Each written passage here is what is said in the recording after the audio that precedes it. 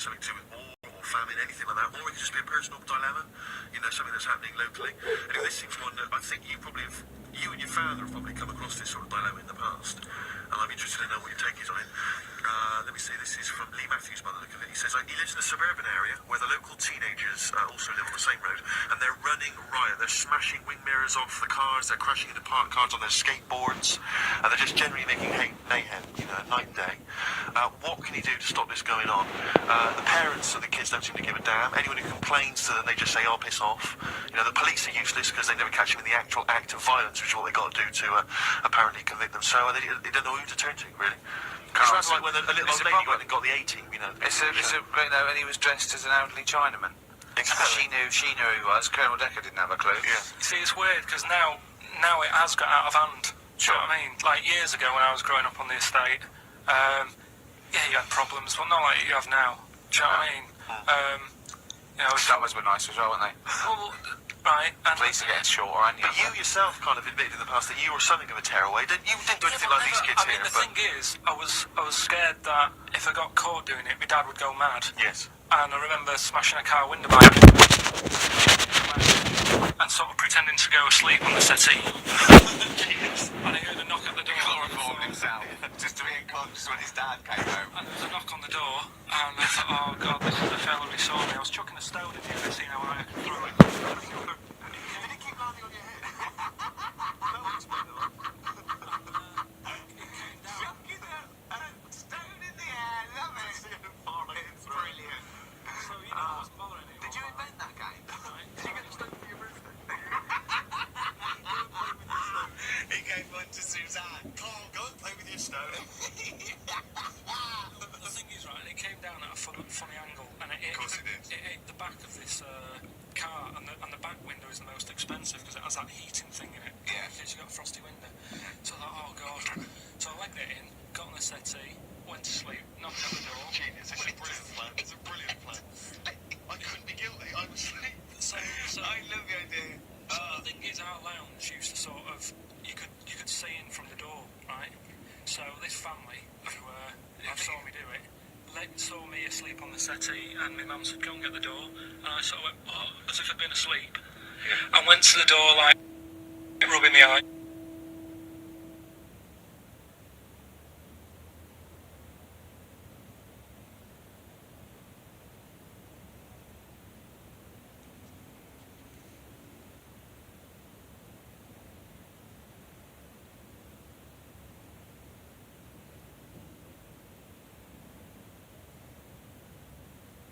You already know that I help artists, producers and engineers to make radio-ready music at home and then start generating an income.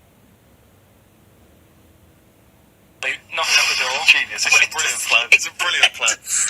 I couldn't be guilty, I'm asleep. So I love the idea. So the thing is, our lounge used to sort of, you could see in from the door, right? So this family who saw me do it, saw me asleep on the settee, and my mum said, go and get the door, and I sort of went, what? As if I'd been asleep. Yeah. I went to the door, like, rubbing my eyes, and the fella said, what did you run off for? I saw you. I was like, oh no. And I didn't see my dad. I went out. It was when he was working sort of evenings, so I went out so I didn't have to see my dad. And then the next day I came home from school, and my dad said, 45 quid. Oh. That's all he said when he looked at me. And then you fell asleep and he went, wake up. You know what I said? No, 45 quid. No, the thing Carl. He didn't have to do £45, Carl. Now, I know you were saving up for a brick, but you can't have it. Yeah. Just equally, if you're doing a bigger crime, a bank job or a murder. Remember to take the stocking off your head, because they wake you up and go, why have you got a stocking on your head? Just go, oh, I had a weird dream. Right, okay, look, quick query for you. This is from Jay. He's got a problem here. He says, my parents won't let me ditch my studies. He's currently reading modern languages at London University. Sure. He wants to follow his dream, but his parents won't let him, of being a dancer. Carl. Worse than that, he says that they're trying to arrange a marriage to a bunch of minging daughters of people they know from good families. He doesn't know what to do. So he's got the arranged marriage coming along, and he's also got, he basically wants to be a dancer. His parents are forcing him into something more practical. Well, the first thing, right, I don't think Live your dreams. The arranged marriage thing is such a bad idea. Okay. Because I think too many people go on looks. Right. And then you soon get bored of that, and you find out the person who you're knocking about with, it's actually not your type. Right. Why don't you arrange marriages for people? Well, just saying, right, so I'd say, Jay, go along with that. I wouldn't worry about it. Okay. I mean, if they're really ugly, then, you know, don't go along with it. But if they're half bad, put up with it. That's Sure. right. The dancing. Brilliant. Right. That's solved. Brilliant. I wanted to be a dancer. After I did the boxing, right, I joined a dancing thing just near Man United's ground, right, called Twiggies. Went along, I wanted to learn some moves. How old were you? Well, it was when Michael Jackson was, like, pretty big, so at 83, 84, 85, something like that, around there. Wanted to do it. When I went, it was shut, and it had become like a warehouse for toilet rolls. So in a way, I wonder what would have happened. Sorry. How is that an anecdote about you going through dancing? You've told me before you did boxing for a while, you did dancing for a while. You had a trade fight in the boxing. You didn't even get in the. That's not an. Imagine if that was a film. This is a boy's dream of becoming a dancer. Oh, it's shut. Next on. I mean, how is that a story? Yeah, that was Billy Elliot. Do you think it won quite as many awards? Yeah, brilliant. Footloose. All right, I'm fed up. They banned it. Let's go to Eyes Shut. Splash dance. First, there was. It's a warehouse. Never mind. I'm just saying, you know, you'll find something else. I think I got a go-kart after that. I bought a motorised go-kart and kept myself busy with that. So there's always other Just things. think, Alan Bennett has to sit down and really sweat over his stories. Yeah. He just opens his mouth. You are a living Alan Bennett character. So that's solved. Well, Jay, don't worry about that. There's no emotional problems I can foresee. If you follow that advice. So the advice there is do an arranged marriage. If she's not minging, she's not completely minging. Yeah. And don't worry about dancing. Get a go-kart. Cheers.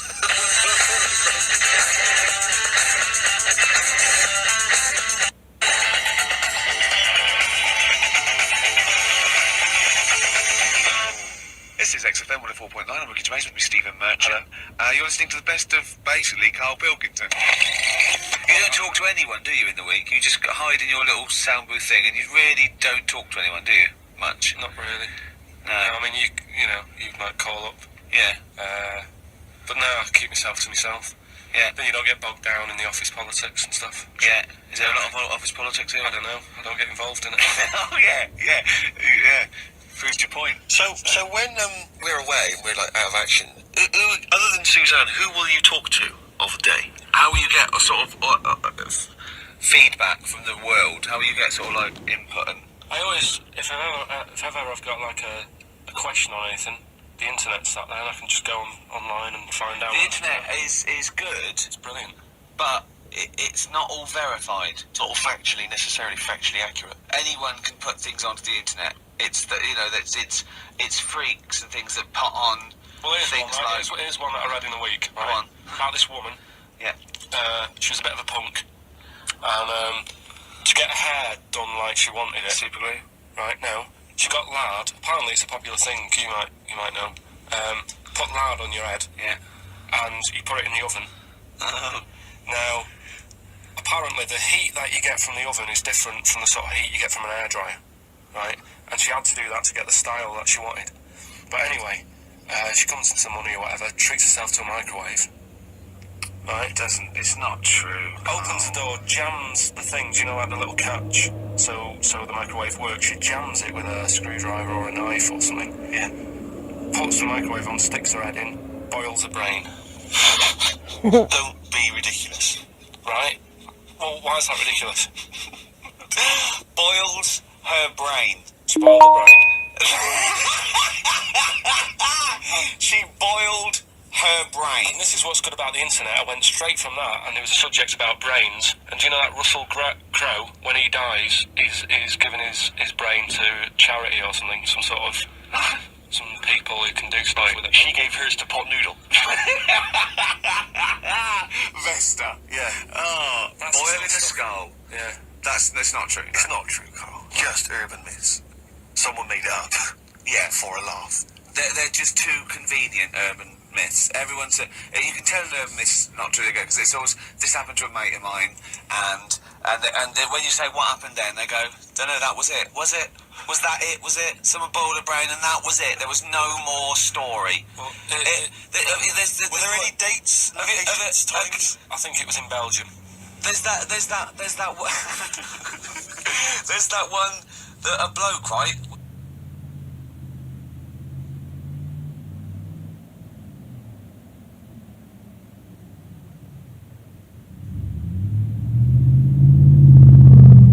Was going to get a phone call at 4 o'clock to find out if his business was, okay, right? And if he didn't get the phone call, he knew he was broke, destitute. So dead on 4 o'clock, the phone didn't ring, so he went up to the roof, his office, and he jumped off to commit suicide. And as he was passing his window, the phone was ringing. Oh, no. Carl, it didn't happen. It didn't happen. Think it through. Think it through. Who told that story? Who told that story? As he hit the pavement at 120 miles an hour. He's the only person who could have known that series of incidents. Also, why didn't he he's wait? dead. As his life's at stake, why didn't he wait till 5 past? I'm going to give it 5 minutes, just in Just in case. case the lines are busy. Yeah. And what sort of bloke goes out? I'll call you at 4. Okay. If you're busy, well, call me anyway. No. If I don't call exactly 4, then you have to commit suicide. Commit suicide. I would, because if I don't call at 4, that's the end of it. Well, call me anyway. No, that's not the way I work. Why can't you just call me and tell me the other way? Well, I'm telling you how I do it. If you're bust, I don't call. Can't you just call to verify in case something goes wrong? What if it's engaged? It won't be engaged. Just commit suicide at 4, please. It didn't happen, Carl. The other one, right? A bloke, right?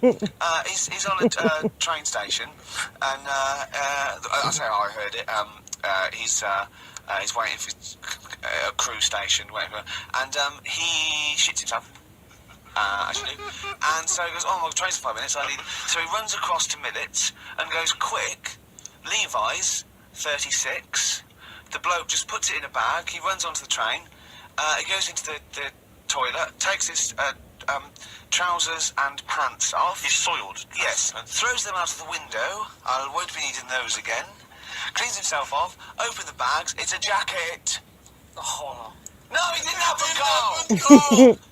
At what point did he go into it and go, quick, Levi's 36? And the bloke went, sorry, Levi's 36, what, a pair? No. Shall I wrap them? Them? It? Shall I wrap? Just wrap whatever it is. Do you want to look? I'm not looking when you're please. Right?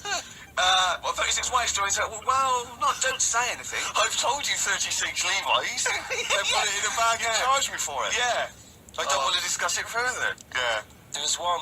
Here we go. There was one about a woman whose husband died, and she had him cremated. Yeah.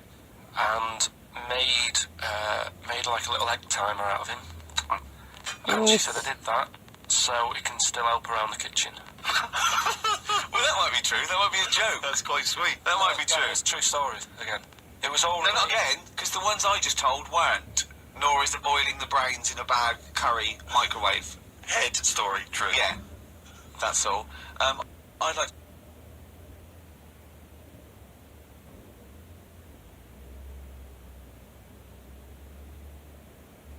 A beautiful song now by Cat Stevens called Lily. It's lovely. A song for the lemons? Yeah. Excel.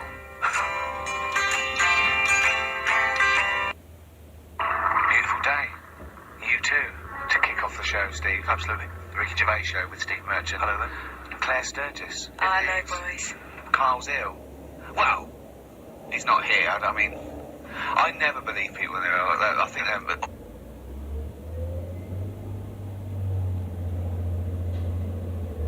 always malingering. I never take any day.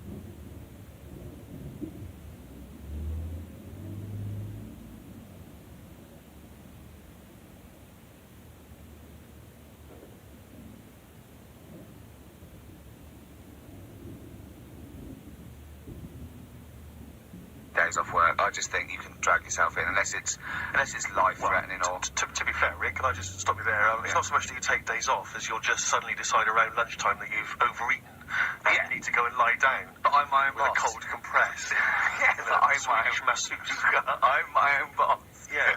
So it's not so much you take days off. It's not so much you take days off as you never actually do a full day's work. Yeah, You actually exactly. prevent that I never take that hour and a half off a day. Exactly. XFM 104.9. So what's the story, Claire? Do you know anything about Carl? Do you know what is it? I think he's got this sort of cold virus that's going around. He phoned me yesterday. He did sound poorly in his defence. Poorly? Croaky. Well, I'll tell you what. He coughed a bit. I'm not being funny. He better be in hospital. To miss this show. To miss this show. Flagship show of the week on XFM. Do you know, you are right, because, and you've been away, haven't you? Been away 2 weeks. We had the best of again. Well, let's start at the best of. Yeah. Let's start at the best of the last 2 weeks, shall we? Yeah. I mean, we're going to try and get him on the phone. We're going to phone him, and I want him to really explain himself because, you know, I think he's malingering, to be honest. Well, he phoned me in the week and he said, Steve, there's a documentary on Friday night about Oliver the humanity, the human monkey. He said to me, it's going to be brilliant. And it wasn't. And it wasn't brilliant. It was. I especially stayed in and watched it. I taped it and watched it afterwards, and I've never seen so much hype and desperation. They kept showing the same clip of this chimpanzee that walked upright like a lot of chimps can. Exactly. Right? Yeah. It lost its hair, so it was half human, because all humans are bald. Yeah. So that's the half human bit. It didn't have hair. I'm sorry, humans do have hair on their heads. Yes. The other thing was this desperation to go, could it be half chimp? No. It's a chimp that superficially looks less like a chimp than other chimps. So Lee Evans looks a bit like a chimp. Is he half chimp, half human? Yeah. No, he's a human who looks a bit like a chimp. That's libelous. Yeah. That's a bit insulting, isn't it? Should we just play some music? Yeah, now? I'm really sorry about that. I'll get back to you on that. Yes. TikTok, that's Coldplay and Clocks on XFM 104.9. Actually, can I tell you a Coldplay coming in a couple of weeks' time to co-host Zoe Ball show? Right, one, don't ever interrupt me. Two, don't tell them about other people's shows. No. Okay, moving on. Thank you. Please do not mention that there are any other television celebrities on this channel, on this station. We don't want to commission release, only Ricky. But the interruption was the main thing. Sorry. Well, we can't get hold of Carl, right? We looked, it's got his old number out there. What, his home number? Yeah, it's a hold on. So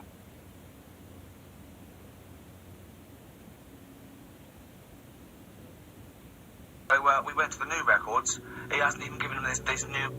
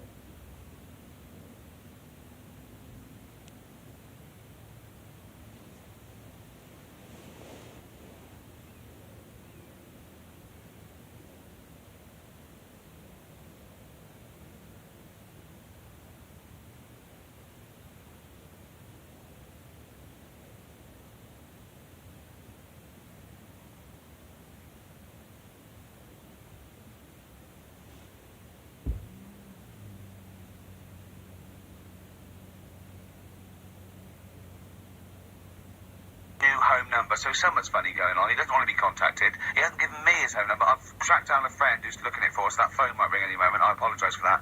But why is Carl not available? It's interesting that neither you or I, and I like to think of ourselves as being fairly close friends of Carl. Yeah. We've made him the man he is today. We cannot get in touch with him. In the same way that bloke bought Oliver. Sure. I think that Carl is now ours. Yeah, exactly. Well, exactly. I think very much that's true, yeah. Carl is very much like a humanity. If we look, we're going to lose contact with him and find him 5 years in a circus in Manchester. Exactly, they're doing experiments on him. Yeah, we can't figure him out. Yeah. Well, there's something wrong with him. He looks like a human.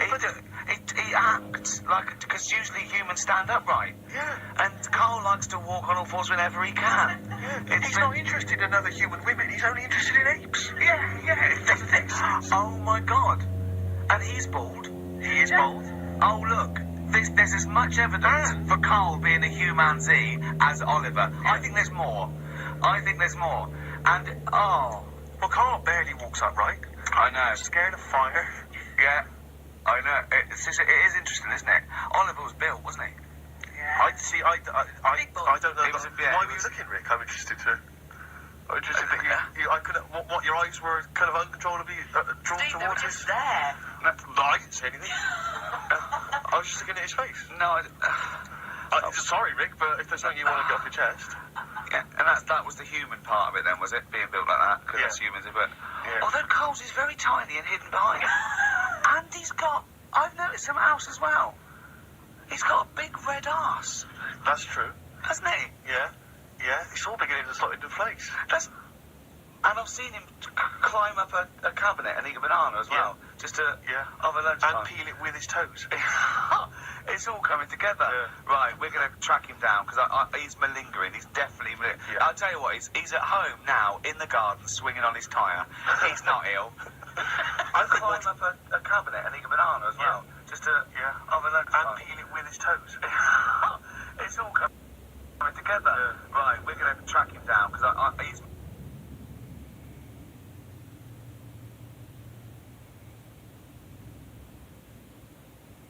Malingering, he's definitely. I'll tell you what, he's at home now in the garden swinging on his tyre. He's not ill.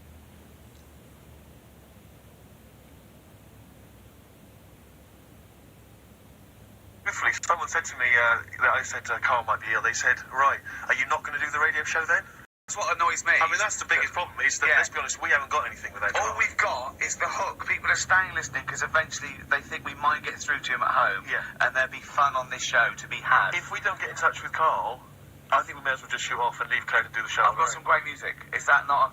Well, it's a small. You could leave the music with me. I could just play It's not it. really That is reason. true, isn't it? It's to be Okay, well, play some great music now, play a Steve. great tune. Okay, wedding present, Steve. Yeah, I'll explain what it is after we just play it. It's a joy. There's a monkey theme. There is a monkey connection. Call in if you know the answer. Wedding Present doing their cover version of Pleasant Valley's Sunday. That's from this new compilation of those. Remember they brought out a load of 7 inches? Of course I did. Of course I did. One of It was my favourite day. Yeah, absolutely. And on the B-side of each one, there was a cover of a different song. Steve, I even played the B-side of each one and listened to the song. The connection there that we're talking about was, of course, it was by the Monkeys. Indeed. Yeah. They turned up in yesterday's episode, didn't they? A lot of people, I'm sure, won't have seen this documentary. It was on Channel 5 after all. So I always feel like we should remind people that what we're actually talking about. If we just happen to mention Oliver, a lot of people don't know what that means. Yeah. If we explain that it is the primate version of Carl. Yeah, that's exactly. a sort of shorthand, isn't it? Yeah. But they were on a Japanese... The Humanity. The Humanity. He was on a Japanese TV show. They were doing experiments on him to find out if he was half human. And the monkeys happened to be there. Yeah. Mickey Dillon saying, I'm quite interested to find out because, I'm the monkey. One of Brilliant. Excellent.